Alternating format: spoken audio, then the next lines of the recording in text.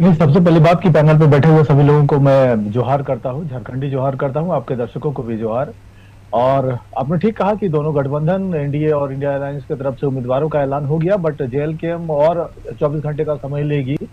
और कल किसी टाइम में हम लोग कोशिश करेंगे कि अपने उम्मीदवार का ऐलान कर दें। आपने ठीक कहा कि जो रामदास मुर्मू हमारे पूर्व के प्रत्याशी रहे हैं, उन्होंने 8,0900 से अधिक वोट पाया था। वो हमको लग रहा है कि इस बार हम लोग चौंकाने वाला फैसला करेंगे। पार्टी पूरी कोशिश करेगी कि घाटशिला के उपचुनाव में हम लोग निर्णायक भूमिका में आए और कम से कम ट्रायंगुलर इस फाइट को कम से कम एक और एंगल देने की हम लोग जरूर कोशिश करेंगे।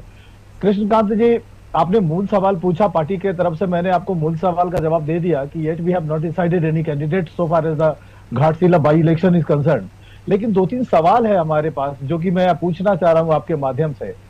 भारतीय जनता पार्टी की बात में मैं बात करूंगा, झारखंड मुक्ति मोर्चा परिवारवाद के लिए शुरू से बदनाम रही है, तो उसको लेकर के इस बारे में कुछ कहना नहीं है। सिंपैथी वोट उनको इस बार मिल सकता है, कामकाज पे उनको वोट मिलना नहीं है। बट दोनों गठबंधन ने अपने जो उम्मीदवार ऐलान किए हैं, बीजेपी ने बाबूलाल सोरेन को और जेएमएम ने सोमेश सोरेन को अपना प्रत्याशी बनाया है। मगर बीजेपी के प्रवक्ता यहाँ पे प्रेम भाई बैठे हुए हैं, हमको लग रहा है कि काफी सीनियर प्रवक्ता है यहाँ पर। वो बताए कि पार्टी भीतर डिफरेंस का ढोंग करने वाली भारतीय जनता पार्टी ने परिवारवाद को क्यों आगे बढ़ाया। अगर चंपई सोरेन उनके पास ऑलरेडी है, विनिंग कैंडिडेट है, अपनी सीट पर है, फिर उन्होंने बाबूलाल सोरेन जी को क्यों टिकट दिया। परिवारवाद क्या मतलब ढोंग करने वाली, कटाक्ष करने वाली बीजेपी परिवारवाद को आगे बढ़ा रही है। वो हर राजनीतिक बुराई जिसकी दुहाई वो देते रहे कि ये खराब है, वो खराब है, तो उन सभी चीजों पर हमको लग रहा है कि बीजेपी आगे बढ़ती हुई मुझे नजर आ रही है।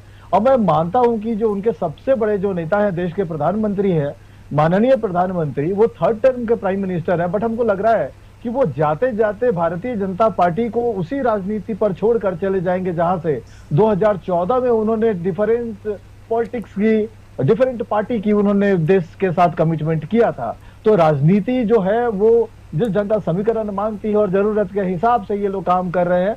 बीजेपी भी परिवारवाद के मामले में चूचा परिवारवाद के जो लकीर है उसी को वो कंटिन्यू कर रही है, लेगेसी फॉरवर्ड कर रही है। वो कहीं ना कहीं दाग लगा रहा है। लेकिन हमको लग रहा है कि उनकी पार्टी में बहुत सारे लोग हैं जो कि चूचा करने की हिम्मत नहीं करेंगे। जेडीयू की भूमिका जीरो है। आप तो बेकार जमील जी को तकलीफ दे रहे हैं, उनको भेजिए बिहार, बिहार के बारे में पूछिए कि भाई बिहार में आप लोग क्या कर रहे हैं, नहीं कर रहे हैं। उनको झारखंड की राजनीति में आप लोग घसीट रहे हैं और हमको लग रहा है कि उनकी भूमिका जीरो है। हमारी पार्टी घाटशिला चुनाव में त्रिकोणीय मुकाबले में अपनी भूमिका निभाएगी, इसमें कोई शक नहीं, मगर फैसला घाटशिला की जनता को करना है। और 8,900 वोट के आगे हमको लग रहा है कि हमारी पार्टी के जब केंद्रीय नेतृत्व, नेता कार्यकर्ता जब सब मिल करके जब ताकत झोंकेंगे तो निश्चित तौर पर एक समीकरण हम लोग वहां पर बनाएंगे, क्योंकि ट्रायंगल होगा और समीकरण को बदलेंगे। थोड़ी देर पहले आप बात कर रहे थे कि ट्राइबल चीफ मिनिस्टर है भारतीय जनता पार्टी के पास, लेकिन बाबूलाल जी, अर्जुन मुंडा जी और चंपई सोरेन जी भारतीय जनता पार्टी में, मगर बीजेपी का ट्राइबल वोट बैंक पर इनका होल्ड नहीं है। और जिस दिन से चंपई सोरेन जी ने जेएमएम छोड़कर बीजेपी ज्वाइन किया, उन्होंने अपनी पॉलिटिकल क्रेडिबिलिटी गंवाई है। इस बात को भी सोचना पड़ेगा।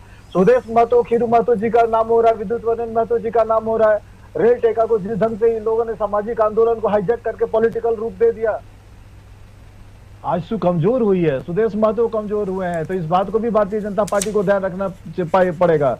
और ट्रायंगुलर फाइट में एक बात मैं और कह रहा हूं कि ट्रायंगुलर फाइट में जब जेएलकेएम के उम्मीदवार आएंगे तो जो सेफोलॉजिकल जो इक्वेशन है, जो एक्सपर्ट भी मानेंगे इस बात को कि हम लोग उस इक्वेशन में बदलाव करेंगे और बदलाव होगा। इसलिए चुनाव परिणाम का हम लोगों को भी बेसब्री से इंतजार रहेगा। आफ्टर ऑल जो घाटशिला के जो प्रबुद्ध मतदाता है, जो सम्मानित मतदाता है, फैसला उनको करना है। लेकिन निश्चित तौर पर इस पूरे चुनाव में जेएलकेएम की निर्णायक भूमिका होगी। चलिए।